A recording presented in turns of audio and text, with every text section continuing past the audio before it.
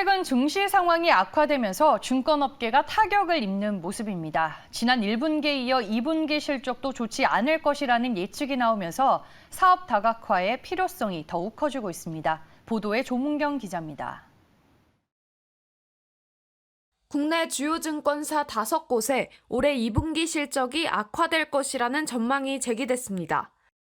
금융정보업체 FN가이드가 지난달 31일 집계한 자료에 따르면 삼성과 미래에셋, 한국투자, NH, 그리고 키움증권의 올해 2분기 영업이익 전망치는 지난해 같은 기간보다 25%가량 감소할 것으로 나타났습니다.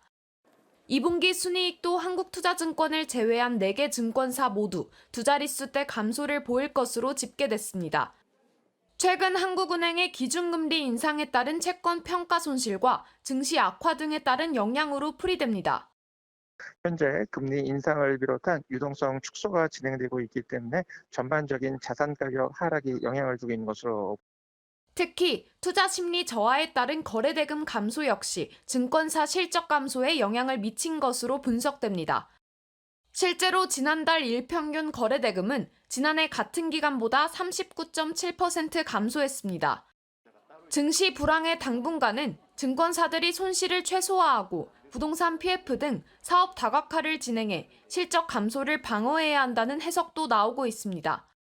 손실을 좀 최소화해야 되거든요. 뭐 금리가 계속 오르고 있는데 채권 쪽에 이제 그쪽에서 운용 손실을 최소화한다든지 부동산 PF 같은 경우에는 수수료를 몇 분기에 걸쳐서 받기 때문에 사실은 올해까지도 부동산 쪽 이제 뭐 수수료는 나쁘지는 않을 것 같아요.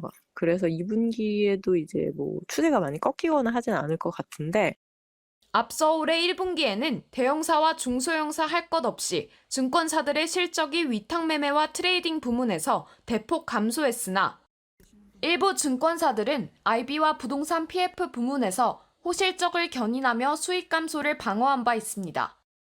지난 1분기 대부분의 증권사들이 실적 감소를 보인 가운데 영업이익과 순이익이 모두 증가한 다올투자증권과 BNK투자증권은 IB와 부동산 PF가 실적 견인에 큰 역할을 하는가 하면 하이투자증권 역시 IB와 부동산 PF 부문에서 실적이 지난해 같은 기간 대비 51.3% 증가했습니다.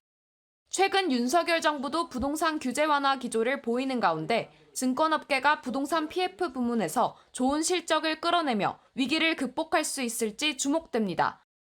매일경제TV 조문경입니다.